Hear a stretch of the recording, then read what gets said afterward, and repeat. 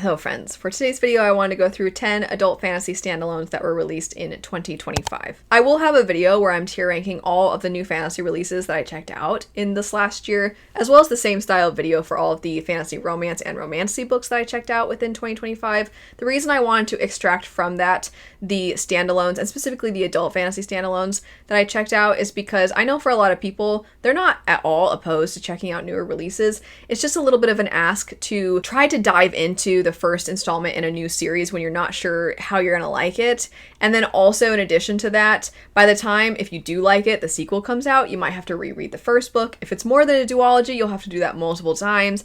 And then on top of all of that, if there's any delays or if the release is pushed back, then you're gonna forget everything by the time the conclusion finally comes out. With standalones, that's not really the case. You're able to just give it a go, try it out. If you like it, great. If you don't, well, then it was just one book. You don't have to worry about the whole, do I try again? Do I keep going?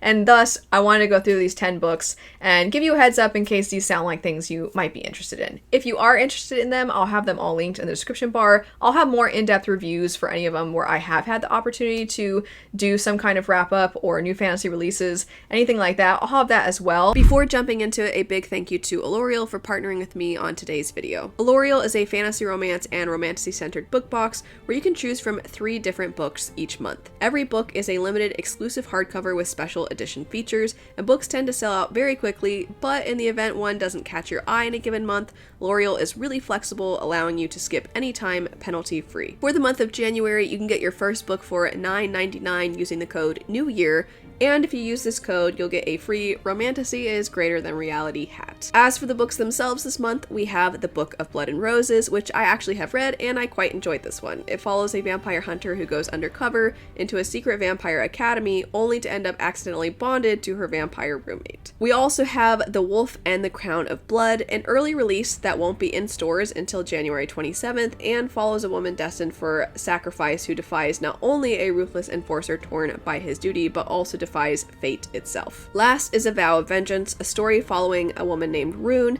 who enters a deadly academy where druids wield tarot-born magic and alliances are dangerous. Thanks again to Elorial for working with me. Don't forget to use the code NEWYEAR, and now on to today's video. The first 2 are going to both be by T. Kingfisher, and that would be Hemlock and Silver, as well as Snake Eater. Snake Eater is probably more so, I think, for a lot of people going to be falling under the horror camp, but for me, certain horror stories I think fall under the umbrella of fantasy, so I wanted to include it here as well. T. Kingfisher has so many releases. It feels like the last few years there's a new book coming out every quarter almost, and I realized some of it is that works that she'd had kind of in the bank or that maybe she had somewhat self-published before are now finally being picked up, as well as her new releases, which I think is why we're getting so many. Hemlock and Silver is a story that follows this woman who is very familiar when it comes to poisons, and because of this expertise, the king decides to trust her and have her try to determine what is happening to his ill daughter. He thinks his daughter is being poisoned. He also does not trust any of the people surrounding him who he typically would speak to about these issues because he has no idea if they would lie to him and if they're in on it. So he finds what is basically this nobody woman who also happens to have expertise when it comes to poisons and entrust her to help his daughter, and if she is being poisoned, to try and reverse it and save her. And then it turns out maybe our character is a little bit in over her head, but on top of all that, by accepting this, she also now has a target on her back, because if somebody is indeed trying to poison the princess, then that means that she is thwarting their plans, and now she might be in danger as well. So it has a good amount of stakes. I found the main character to be somebody who is likable. It had T. Kingfisher's signature humor. It was a lot of fun, and if you are looking for just kind of a good fantasy standalone that also has this fairy tale feeling to it as well, but with a little bit of a morbid twist, then I think this one will appeal to you. Snake Eater is more contemporary and is the one that feels more like horror. You follow this young woman who has clearly had something happen when it comes to her and her partner. She is now desperate, and she comes out to Arizona, where I live, so there was kind of some fun aspects to be like, oh yeah, scorpions and quail and stuff. But anyway, so she comes out to Arizona and she's trying to kind of just start fresh, start over, figure out her life for herself. And in the process, some very strange things are happening in this place that she is living in. And it's a tiny, tiny small town. There is only a handful of people that even live out here. And there is a sense of found family within this story as well, but there is also a feeling of what's even going on that you almost have to suspend disbelief in this, because some of the ways that the character processes things, she takes things in stride, I would say. I think I'd be like, I'm out of here.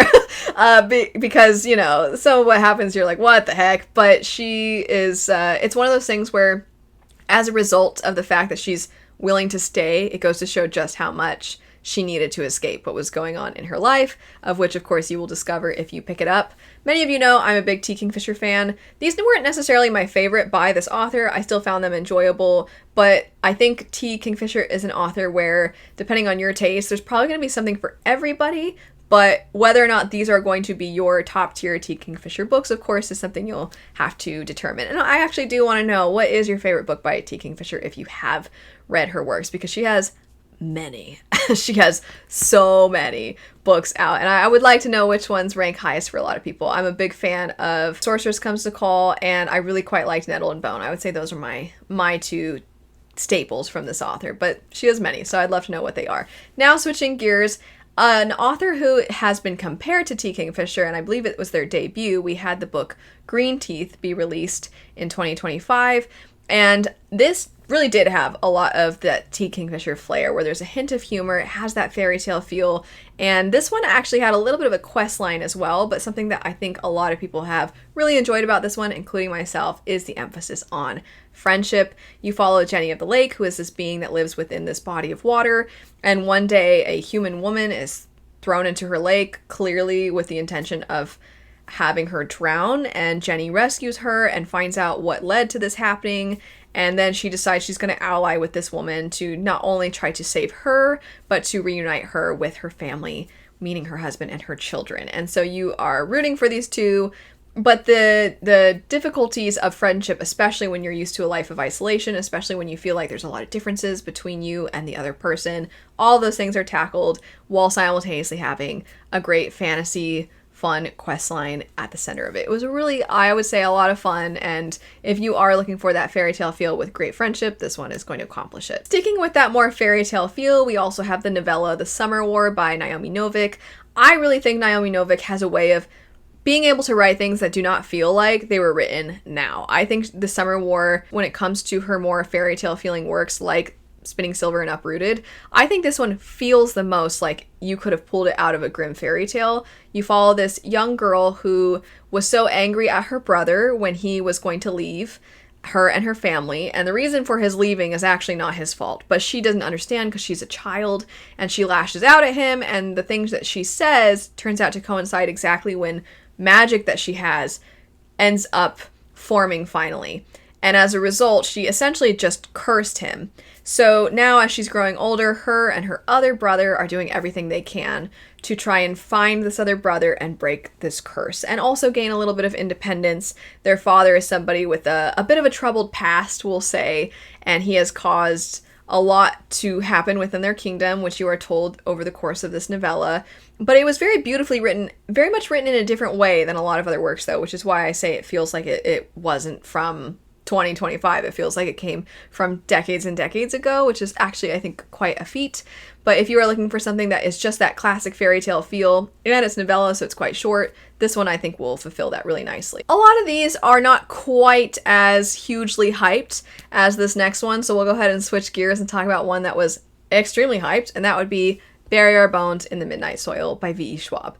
I am somebody who I definitely get excited about a hidden gem, but every now and then there will be that book that gets a ton of attention, a ton of love, and I'm right there on the hype bandwagon where I'm like, yeah, I kind of think that one was pretty fantastic, and it's cool because I think the thing about underhyped books is we're like, these deserve more love, and then when you come across a book where it actually feels like it's getting the love it deserves, it's like, nice. It feels like that never happened. So I'm really excited that this book has been so well loved. Likely I don't have to say too much about it because not only have I already talked about it a number of times over the course of the year, but it won the Goodreads award for the fantasy category. I'm sure you know about it, and it's V. Schwab, and she's very much a household name for a lot of people. But you follow 3 different perspectives over the course of the story. The majority of the first portion you are following 2, and then a third perspective enters the picture a little more prominently at the end, and you're kind of seeing how all of it comes together. And it's very dark, and it also has horror leanings as well within it, and you are tackling a lot of things within this story. You're tackling oppression, you're tackling manipulation, you are looking at the ways in which people have been othered, and you're trying to see how characters find agency within that, but what happens when your agency is at the cost of someone else's. I truly thought the writing in this was fantastic, not only in executing its themes, but also the literal actual writing of it. I thought it was fantastic. It had this wonderful rhythmic quality to it that I greatly enjoyed. I thought this was V.E. Schwab at her best. I thought it was fantastic. I say at her best, but of course, she has written a number of different books, and so similar to what I was saying about T. Kingfisher, where some are going to work more for others, that's of course true for this novel as well. If you try this one, it doesn't work, I would still say try something else by V.E. Schwab, because you probably just need to find your V.E. Schwab book. There's a lot of options out there, but I did think this one was fantastic. And as far as a standalone goes, she accomplished a lot within this one book. I mentioned Bury Our Bones having horror leanings, so I'll go ahead and jump to a book that I think for a lot of people will fall under horror, though I can see it categorized as fantasy as well, and that would be The Bewitching by Silvia Moreno Garcia. And I've been saying for a few different things now, oh, this book, it might not be for you by this author, but you might just need to find something else by this author that would work. And I think that's going to be the case for The Bewitching with me and this author, because I know she's written a lot of books.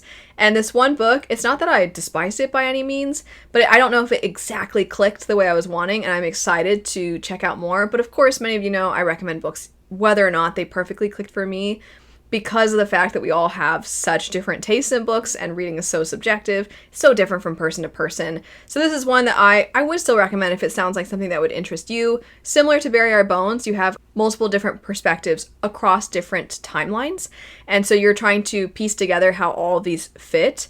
You are following one character who is very, very young, and clearly something is transpiring around her and her family that's very, very sinister and very dark.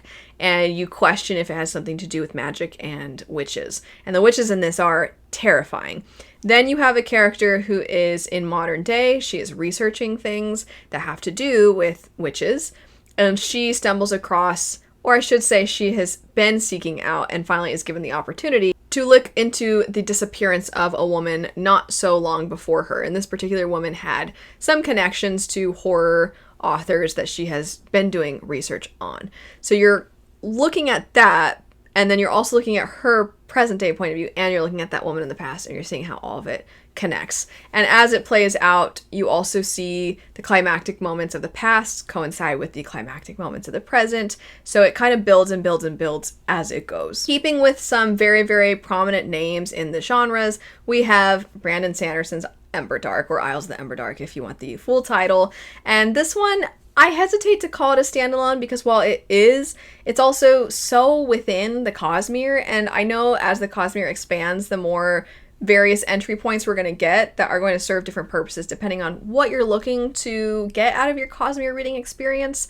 And for me, I personally don't know that this would be my recommendation of where to start with the Cosmere. I think it feels like almost every year we have to update our recommendations for where to start with the Cosmere. But regardless, this one does have a fun camp factor to it. It's got really creative world building, and if you are looking for more of an understanding of the Cosmere as a shared universe, this one is going to approach it in that fashion, as opposed to some of Sanderson's other works, which feel like they are isolated and that you are getting to know more about the shared universe as you progress. But if you just want to dive into the deep end, then this would be one that you could start with. And it being a standalone means that it's going to have a conclusive arc for the characters within this one book, even if it is a part of something bigger. So what that arc is you have this man who feels very much like he is obsolete, like his skills are no longer needed, and that he doesn't really know his place in society anymore because society is starting to progress. And it turns out that there are other beings that have come to their planet with the intent of trying to extract what they can from it, because there are resources on this planet that are very, very valuable. And now that this group has got their attention on them, that is potentially attracting the attention of other groups. And so they might be in the middle of almost a war if they don't figure out how to not only progress so that they can compete against these other groups, but also gain information so that they know how to play on the same stage as the rest of them. Next up we have Ambessa, Chosen of the Wolf. This is the character from the show Arcane. You don't have to watch the show first, you don't have to read the book first, you can kind of play it by whatever fits what you're looking for out of the story. You follow this character though before the events of the Arcane show, and you are seeing her daughter when she was much younger. In fact, there will be a scene that plays out in Arcane that you actually see how that transpired in this story. And you just get more about this character and her clan and why she is the way she is. And also it kind of builds a little bit more of the intrigue around this certain group called the Black Rose.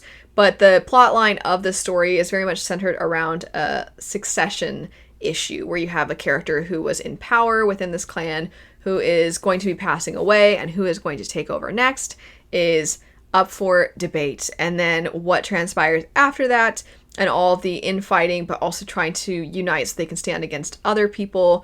All of that is very, very action-packed and very fast-paced. The last two for today would be Watermoon as well as The Art of Vanishing. Watermoon, at times, I have seen considered fantasy romance. When I do my tier ranking, I'm going to place this one within the fantasy romance and romantasy tier ranking. I think it can fit in either, though. And then with The Art of Vanishing, this one feels much more contemporary and more magical realism, I would say.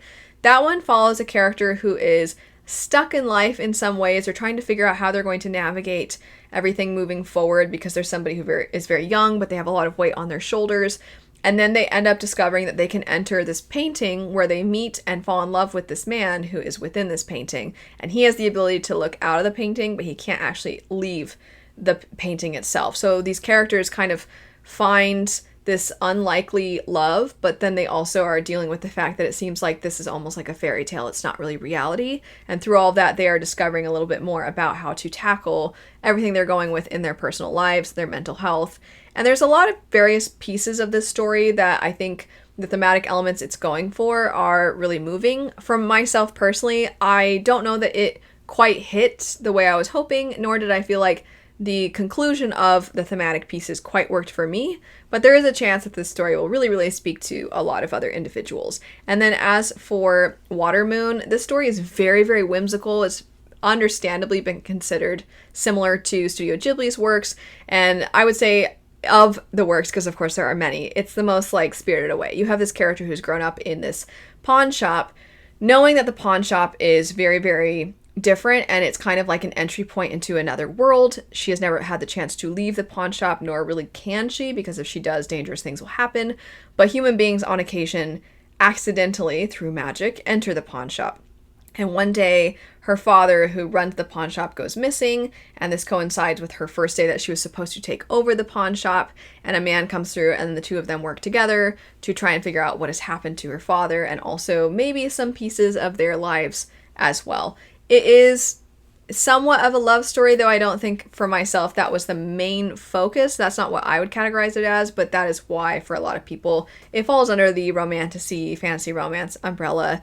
But I think that it just kind of felt like this whimsical, interesting story that plays out with a lot of creative things as you progress, and then you're also kind of looking at the backstories of the characters as well as what their futures have in store. That's it though for 10 standalones that were released. If you're interested in any of these, I'll have them linked.